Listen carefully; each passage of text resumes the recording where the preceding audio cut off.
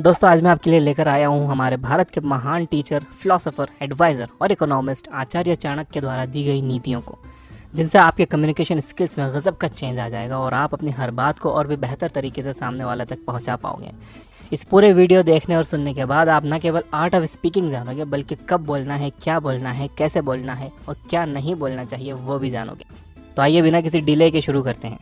किसी मूर्ख को उपदेश देने से बचो। मूर्ख इंसान हर बात में बहस करता है। उसे समझाना ना तो पॉसिबल होता है और ना ही ज़रूरी होता है। बड़े से बड़ा ज्ञानी भी उनको समझाने में नाकाम होता है। हम सभी एक बात जानते हैं, आपको कुछ सिखाया नहीं जा सकता, सिर्फ बताया जा सकता है। सीखना तो आपको खुद ही पड़ता है, आपको ही कोशिश करनी पड़ती है, तभी आप कुछ सीख सकते हैं।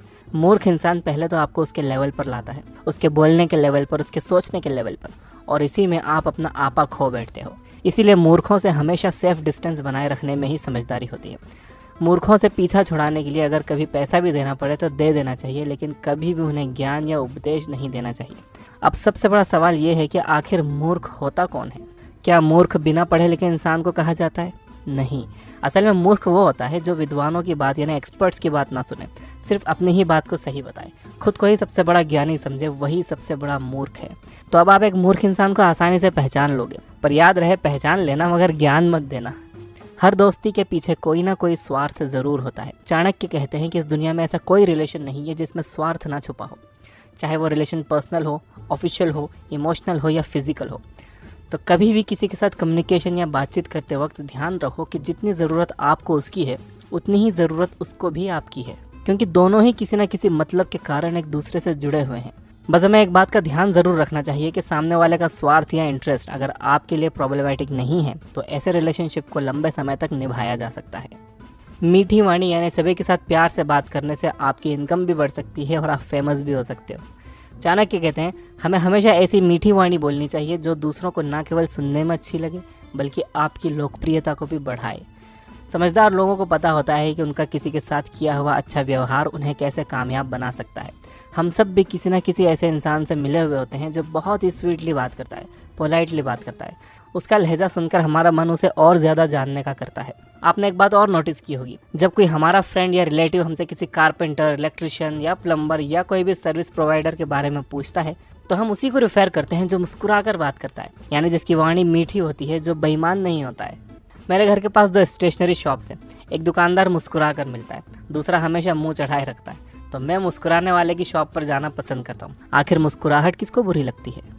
कमज़ोरी का प्रदर्शन आपको और कमज़ोर बना देता है।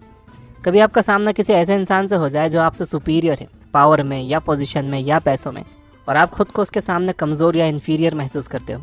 ऐसी सिचुएशन में क्या करना चाहिए? हम में से ज़्यादातर लोग उसकी पर्सनालिटी या उसकी पोजीशन में खो जाएंगे, दब जाएंगे, अपने आप को कमज़ोर महसूस करेंगे। लेकिन चाणक्य कहते हैं कि ऐसी सिचुएशन में हमें खुद को उसी के लेवल का दिखाना चाहिए।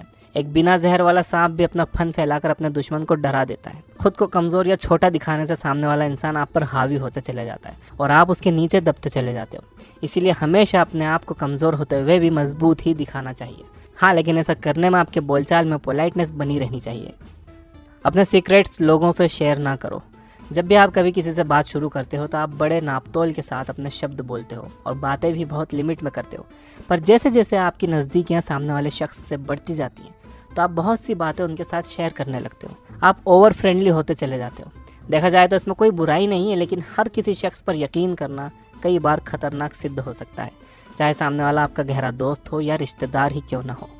भरोसा करना गलत नहीं है, लेकिन बिना मतलब अपनी पर्सनल लाइफ की बातें उन्हें डिटेल से बताने का कोई मतलब नहीं है। ये ऐसी बातें हैं जो उनके किसी काम की नहीं है, केवल आपके बारे में एक्स्ट्रा जानकारी है जो आप उन्हें देते जा रहे हो। आपके सीक्रेट्स उन्हें पता होना आपको कभी भी परेशानी में डाल सकता है।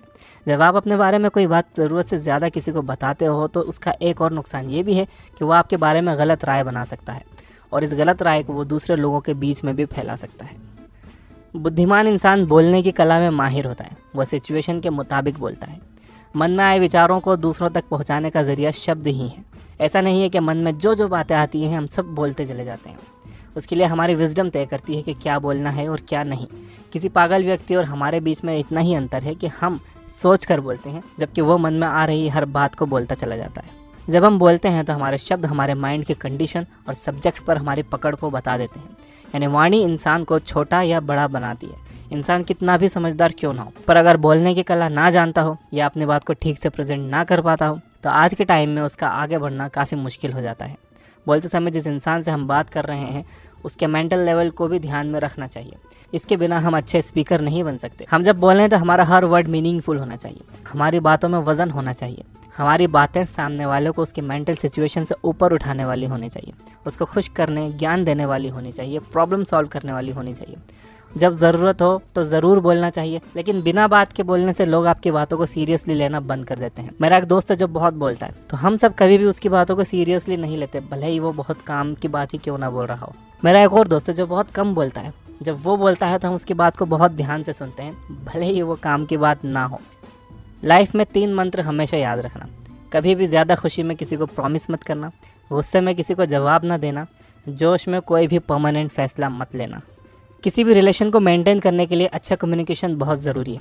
कई बार आपके द्वारा की गई बातों का आप ही को रिग्रेट होता है कि यार मैंने उससे ऐसा क्यों कहा, उसको ऐसा प्रॉमिस क्यों किया, मैंने यह डिसीजन क्यों लिया। चाणक्य कहते हैं जब आपके मन की कंडीशन नॉर्मल ना हो, मतलब जब आप बहुत खुशी में हो या बहुत परेशानी में हो या बहुत गुस्से में हो, तो इन तीनों सिचुएशन में आपको खुद पर काबू करना आना चाहिए।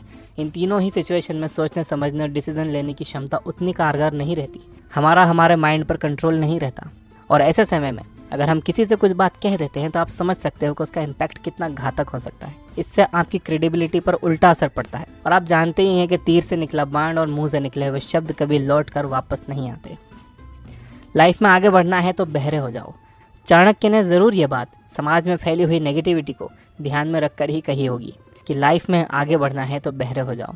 90% लोग किसी न किसी तरह नेगेटिव बातें ही सोचते हैं। जब हम किसी काम के बारे में कंफ्यूज होते हैं और किसी से एडवाइस लेने जाते हैं तो आपने देखा होगा कि उनका रिस्पांस नेगेटिव ही आता है। ऐसे में हमारा जो आइडिया है या तो उनकी बातों से प्रभावित हो जाता है और हम वो काम करते ही नहीं हैं, और अगर करते भी हैं तो उसे पूरे मन से नहीं कर पाते, क्योंकि नेगेटिविटी का बीज पहले ही हमारे माइंड में बो दिया जाता है। लोगों का ऐसा करने के 2 कारण हो सकते हैं।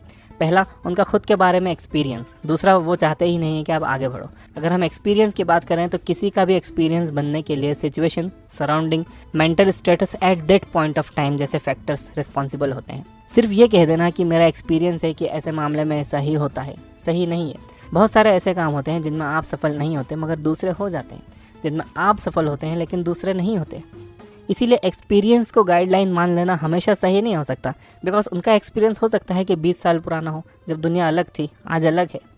अब अगर हम बात करें दूसरे पहलू की कि जिसमें कुछ लोग चाहते ही नहीं हैं कि आप सफल हो, तो हम सब जानते हैं कि ज़्यादातर लोग एक दूसरे की सफलता से इतने खुश नहीं होते जितने कि वो दिखाते हैं। कई बार तो आप भी दूसरों को सफल देखकर खुश नहीं होते होगे, तो क्यों हमें दूसरों से इसकी उम्मीद रखनी चाहिए।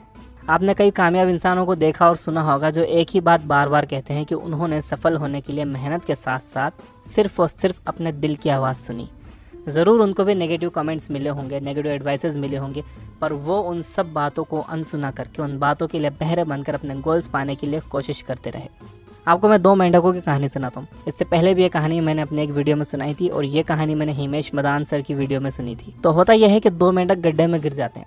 वो काफ़ी कोशिश करते हैं ऊपर आने की, लेकिन आ नहीं पाते। गड्ढे के ऊपर जो दूसरे मेंढक खड़े होते हैं वो चिल्ला चिल्ला कर कहते हैं कि गड्ढा बहुत गहरा है, तुम निकल नहीं पाओगे।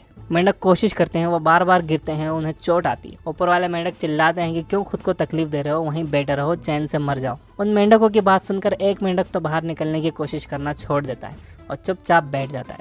वो मान लेता है कि उसका मरना इस गड्ढे में ही लिखा है, जबकि दूसरा मेंढक कोशिश करता रहता है, बार बार गिरता है, फिर कोशिश करता है।